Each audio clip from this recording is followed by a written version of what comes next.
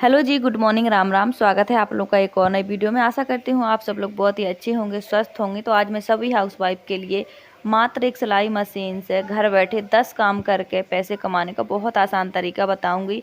देखिए, सिलाई मशीन हम औरतों की ताकत होती है। अगर हम थोड़ा सा पहचान के समझ के काम करें तो यकीन मानो कहीं जाने की ज़रूरत नहीं है, घर बैठे पैसा ही पैसा है। जैसे मैं कमाती हूँ और बहनें भी कमाती हैं। तो फ्रेंड, वीडियो पे बने रहिएगा। ये वीडियो है आज 26 तारीख की। मेरे वीडियो थोड़ा लेट जा रहे हैं।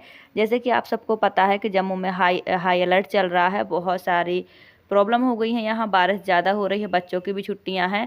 तो ये चीज़ 30 तारीख तक रहेगी, क्योंकि यहाँ पर काफ़ी ज़्यादा नुकसान हुआ है। तो ये काफ़ी सारी जगह पर है। तो हमारे यहाँ पर अभी सब कुछ ही बंद है, नेट भी बंद है, सब कुछ बंद है। तो वीडियो तो मैंने बना के रख ली है, लेकिन नेट ही नहीं चलेगा तो मेरी वीडियो कैसे जाएगी। तो जैसे जैसे नेट खुलेगा तो मैं वीडियो अपलोड करूँगी और आप सबके साथ शेयर करूँगी।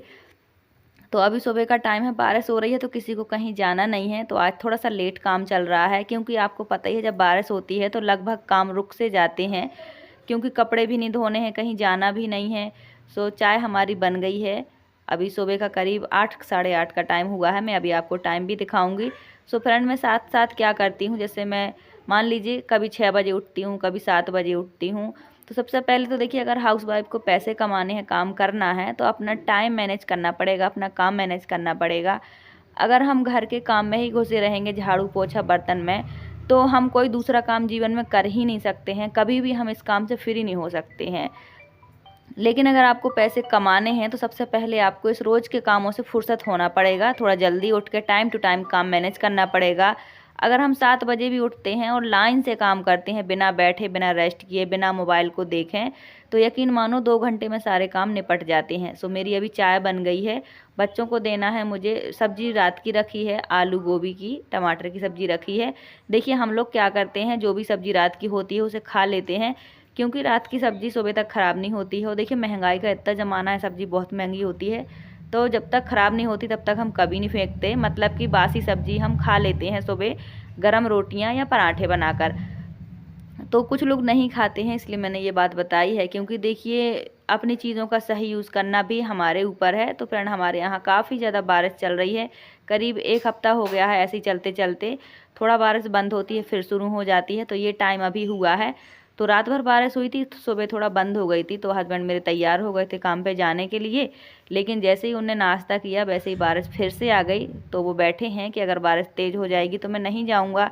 क्योंकि देखिए, ये मज़दूरी का काम ऐसा ही है, ये पूरा मौसम पर डिपेंड होता है ये काम। अगर बारिश हो गई तो फिर समझ लो काम ठप हो गया। और 8 बजे का काम होता है कि 8 से 9 बजे तक शुरू हो जाता है। और आजकल बारिश तो ऐसी है कि कभी भी हो जाती है। वो काम पर चले भी जाते हैं ना, तभी वापस आ जाते हैं अगर 1 घंटा भी बारिश हो जाए तो नाश्ता तो मैंने उनको दे दिया है, रोटी अभी बना दी है, सब्जी रात की है, गरम करके दे दी है। अभी बारिश अगर कम हुई तो जाएंगे, नहीं तो नहीं। तो बारिश कम नहीं हो रही, बारिश बढ़ रही है। सो आप लोग न्यूज़ तो देखते ही होंगे जम्मू कश्मीर की।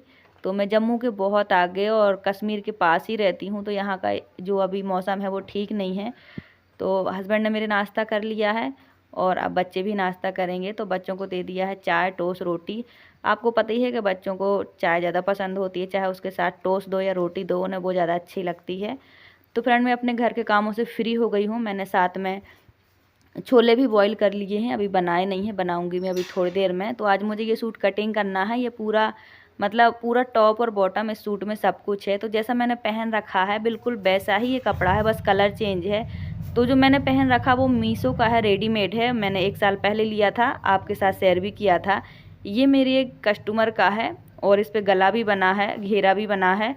इसके साथ मुझे प्लाजो रेडी करना है। बस मेरे सूट का और इस सूट का कलर बस फ़र्क है और बाकी सब कुछ सेम है। तो देखिए, इसमें घेरा भी अच्छा भरा भरा है, मेरे सूट में घेरा नहीं है। सो आज मैं आपको बताऊंगी कि आप काफ़ी हैवी साइज़ में अगर आपको बनाना है, आपके पास कपड़ा कम है, तो आप किस तरह से कट करेंगी। तो ये तो मुझे देखिए 48 चेस्ट का है, प्लस 2 इंच मुझे एक्स्ट्रा मार्जिन रखना है। तो समझ लीजिए 85 हो जाएगा। तो इसलिए इस कपड़े को हम कैसे कट करेंगे, ये कपड़ा पूरा है 4 मीटर के पास ही है, मतलब 5 या 5.5 मीटर नहीं है, इतना अंदाज़ा होता है मुझे, क्योंकि मैं रोज़ ही कट करती हूँ। तो अगर आपके पास कम कपड़ा है और आपको काफ़ी हैवी साइज़ का ड्रेस बनाना है और इस तरह का कपड़ा है आपका पूरा इकट्ठा, तो सबसे पहले आप कपड़े को नाप लें और इस चीज़ का ध्यान रखें कि आपकी जो टॉप और बॉटम की ड्रेस है उसकी लंबाई क्या है, उसी के अकॉर्डिंग आप कपड़ा को कट करें, क्योंकि बिगनर से गलतियां हो जाती हैं और फिर कपड़ा बर्बाद हो जाता है। सो मैंने पूरे ही कपड़े में पिन लगा दिया है और कपड़े को सीधा कर लिया है अच्छे से, कहीं कोई उरेब ना रहे, ये भी ज़रूरी है। अगर कपड़े में उरेब आता है तो चाहे आप कितने ही अच्छे से बना के दे दो, ग्राहक अपसेट हो जाता है, फिर वो दोबारा नहीं आते हैं। तो देखो मैंने बिना प्रेस के, बिना किसी चीज़ के ही कपड़े का उरेब निकाल दिया है नीचे साइड से जो एक्स्ट्रा था। तो मैंने पूरे कपड़े में पिन लगा कर कपड़े को सीधा कर दिया है। अगर आप बिगनर हैं तो पिन ज़रूर रखें। तो देखिए इसकी लंबाई जो तैयार है वो 45 इंच है। तो मैं 45 इंच प्लस 2 इंच और एक्स्ट्रा तुरपन के लिए फ़ोल्ड करने के लिए मैं इतना रख लूँगी, यानी कि 47 इंच में कट करके रख लूँगी। तो इस तरह से अभी मैं इसको फिटिंग के निशान लगा कर, यानी कि बॉडी शेप के हिसाब से नहीं कट कर रही हूँ। अभी मैं खाली वो पार्ट निकाल रही हूँ जो मुझे चाहिए है लंबाई में। इसके बाद हम इसको शेप देंगे। तो मैंने फ्रंट पार्ट को मार्किंग करके सीधा कर लिया है। तो फ्रंट में तो बना है, घेरा भी बना है, नेक भी बना है। तो इसको हमें खाली लंबाई के हिसाब से निकालना है। सो मैंने 47 इंच की लंबाई लगा के इसको निकाल दिया है। अभी हम इस पर बॉडी मेज़रमेंट बाद में करेंगे। अभी हम एक बैक पार्ट भी निकालेंगे इसका और प्लाज़ो का भी निकालेंगे। देखिए अगर आप 4 मीटर कपड़े में सूट और सलवार दोनों बनाएंगी तो नहीं बनेगा। हाँ, अगर कोई जैसे 38 या 40 तक की किसी की साइज़ है तो सिंपल सलवार बन सकती है, लेकिन जिस साइज़ में मैं बना रही हूँ उसमें सलवार नहीं बन सकती है, इसमें सिंपल प्लाज़ो बनेगा, क्योंकि काफ़ी हेल्दी कस्टमर हैं वो। और ये जो कपड़ा है ये 4 मीटर 31 इंच है। तो अब मुझे निकालना है इसका प्लाज़ो। सो देखिए इस तरह से हम निकाल लेते हैं पूरे कपड़े। जितना मैंने फ्रंट का पार्ट रखा है उतना ही मुझे बैक का भी रखना है। तो कोई भी ड्रेस कट करने से पहले अगर आपके पास इस तरह का कपड़ा है तो सारे पार्ट नाप करके अलग अलग कर लें, ताकि आपको प्रॉब्लम ना हो, आपका कपड़ा बर्बाद ना हो। और देखिए इस तरह से मैंने प्लाज़ो के लिए दोनों पैर का कपड़ा निकाल दिया है और इसी में मैं इलास्टिक के लिए भी रखूँगी 2 इंच। तो ये मेरी 40 इंच तैयार प्लाज़ो है, जिसके लिए मैंने 44 इंच लिया है। 2 इंच ऊपर फोल्ड हो जाएगा इलास्टिक के लिए, 2 इंच नीचे हो जाएगा फोल्ड प्लाज़ो के घेरे में, मतलब मोहरी में। सो इस तरह से आप काट करके रखिए। इसके बाद ही आप इस पर चाहे प्लाज़ो बनाइए, चाहे प्लाज़ो पैंट बनाइए। अगर इस तरह से आप कपड़ा निकाल लेंगी ना तो आपके लिए आसान हो जाएगा कि अब इस कपड़े का मुझे ये बनाना है, इस कपड़े का ये बनाना है। टेंशन नहीं रहेगी, आपको अलग अलग पीस मिल जाएंगे बढ़िया नाप के, तो फिर आप आराम से कर पाओगे। अब देखिए मैंने ये कपड़े काट लिए थे, तो अब मैं इस पर जो भी बॉडी मेज़रमेंट है वो लगाऊंगी और उसी के हिसाब से कट कर लूँगी। तो अगर आप पिन लगाती हैं इस तरह कढ़ाई वाले कपड़े पर तो ना ही आपका घेरा टेढ़ा होगा, ना ही आपका गला टेढ़ा होगा। ये परफेक्ट तरीका है और ये हर कोई करता है, चाहे बड़े बुटीक वाले हों या बिगनर हों। तो बिगनर को पता नहीं होता है कि बुटीक वाले इतने अच्छे कपड़े कैसे बनाते हैं। तो देखिए वो सब तरीके लगा कर ही बनाते हैं। तो देखिए मैंने कढ़ाई से कढ़ाई मिलाकर, सेंटर से सेंटर मिलाकर पिन लगा दिए हैं। अब इस कपड़े को हम कितना भी गिराएं, उठाएं, पटकें, ये कपड़ा नहीं हिलेगा। तो देखिए अगर आप 40 प्लस पे आप सिलाई कर रही हैं, यानी कि 40 से ज़्यादा चेस्ट है, मान लीजिए 48 अगर चेस्ट है, तो आपको जो शोल्डर है वो रखने हैं आपको 8 इंच, आर्म भी रखने हैं 8 इंच और चेस्ट रखनी है आपको 12 इंच 1/4 पार्ट, क्योंकि ये 48 है तो इसका 1/4 पार्ट हम 12 रख देंगे चेस्ट, और 1/4 पार्ट जो है वो 11 का हम रखेंगे, क्योंकि 44 है कमर। और हिप्स पर भी हम 48 का ही नाप लगाएंगे, तो यहाँ भी हम 12 ही रखेंगे। 2 इंच हम एक्स्ट्रा मार्जिन रखेंगे। देखिए भविष्य के लिए मतलब 1.5 से 2 इंच हमें रखना ही चाहिए लूजिंग, मतलब जो मार्जिन है, ताकि टाइट लूज़ हो सके। और घेरे पर भी हम 12 इंच का ही रखेंगे, 2 इंच प्लस कर लेंगे हम तुरपन के लिए। तो बहुत सारी बहनें पूछती हैं कि कितने तीरे में हम कितना आर्म लें। तो सबसे पहली बात कि तीरा और शोल्डर एक ही चीज़ है, बस थोड़ी अपने अपने कहने का तरीका अलग होता है। और जितना हम तीरा रखते हैं, शोल्डर रखते हैं, मतलब उतना ही आर्म रखना होता है। अगर आप उससे कम रखेंगी तो आपका फ्रंट का गला पीछे की तरफ चढ़ेगा, यानी कि पीछे की तरफ भागेगा। और अगर आपने जो नेक है वो 7 से ज़्यादा रख दिया तो फिर आपका गला लटकेगा। लेकिन अगर आपने जो हिप्स के अकॉर्डिंग, जैसे कि चेस्ट रखा मैंने 48, तो हिप्स भी रखूँगी मैं 48। आधा इंच लूजिंग कर सकते हैं, 1 इंच भी कर सकते हैं। लेकिन जैसे 1/4 पार्ट हिप्स का हुआ है 12, तो आप अगर 10 रख देंगी तो आपका जो घेरा है, दामन है, वो ख़राब हो जाएगा। तो आप उतना ही रखिए जितना आपका हिप्स है। तो मैंने दोनों ही पार्ट कट कर लिए हैं, फ्रंट और बैक के। अब हम इसकी जो प्लाज़ो है, बिल्कुल सिंपल प्लाज़ो बनानी है खुली खुली, वो हम कल कट करेंगे। अब मुझे बैक पार्ट कट करना है। तो देखिए आसान है, अगर अलग अलग पार्ट नहीं निकाले होते तो बहुत कन्फ्यूज़न होती, क्या पता बाद में कपड़ा बचता ना बचता, कम ज़्यादा हो जाता। इसीलिए नाप नाप के पहले आप सारे पार्ट निकाल लें, फ्रंट का, बैक का और प्लाज़ो का। अब आप सोचते होंगे कि मैंने सारा कपड़ा काट दिया, बाजू तो मैंने निकाले ही नहीं।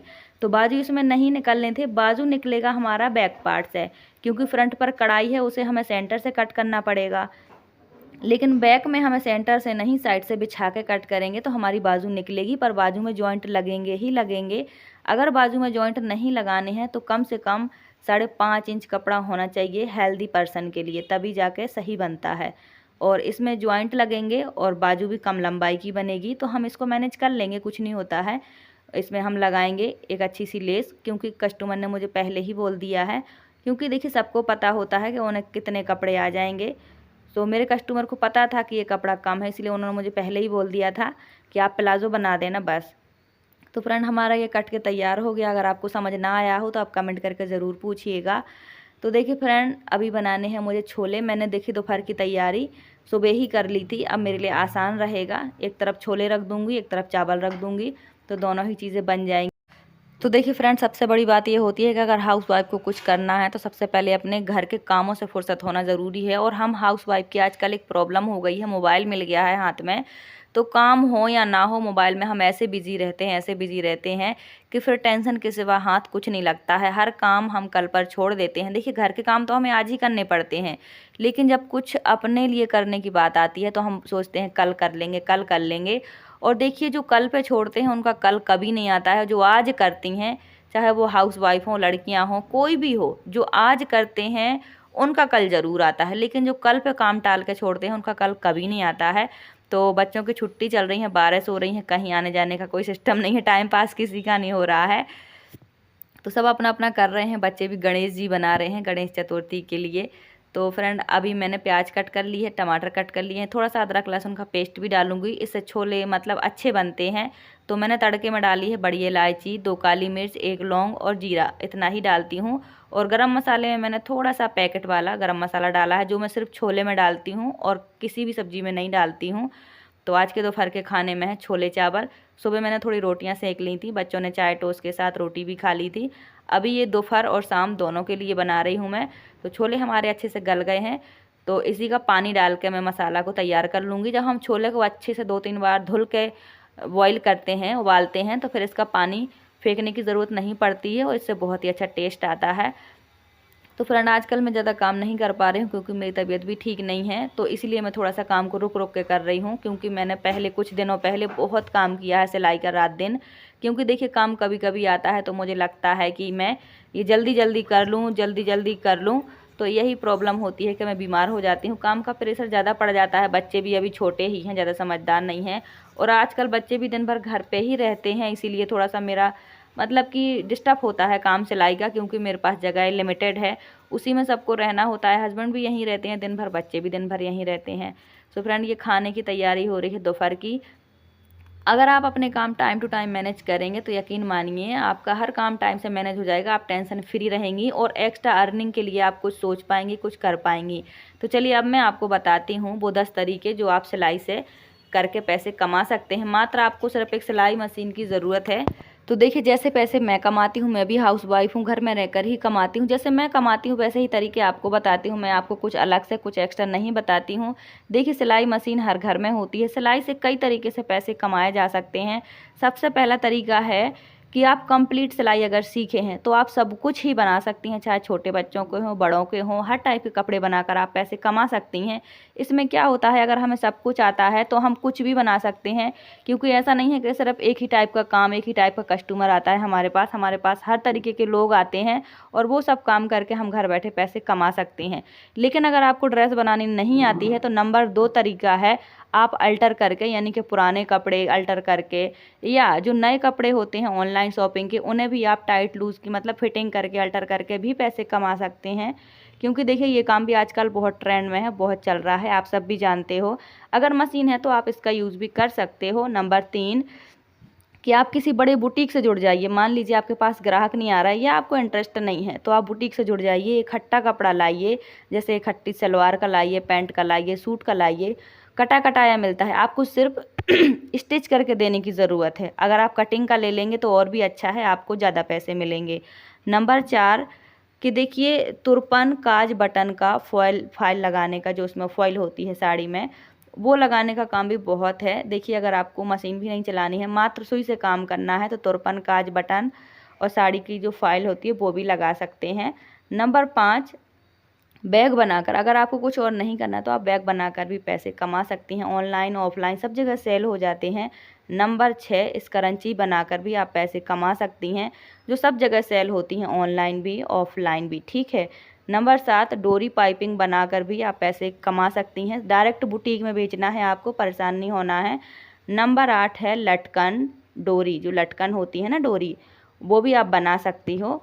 और नंबर 9 है डोरमेट बनाकर भी पैसे कमा सकते हो। नंबर 10 है पिलो कवर बनाकर, कुशन कवर बनाकर भी आप पैसे कमा सकती हो। इसे कॉम्बो में बेचना, चाहे ऑनलाइन बेचना चाहे ऑफलाइन, जैसे 5 का कॉम्बो, 4 का कॉम्बो, 2 का कॉम्बो।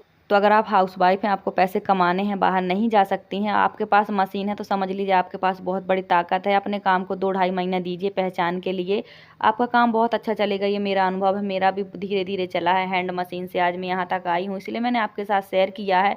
इतने सारे तरीके हैं, आप सब तरीक़ों से भी काम कर सकती हैं, एक तरीके से भी काम कर सकती हैं। तो फ्रेंड आज की वीडियो कैसी लगी कमेंट करके ज़रूर बताइएगा। वीडियो अच्छी लगी हो लाइक सब्सक्राइब भी करिएगा, और ये मेरे बेटे की ड्राइंग कैसी लगी वो भी बताइएगा। फाइनल लुक मैं आपको जल्दी ही दिखाऊंगी। Thanks for watching, bye bye.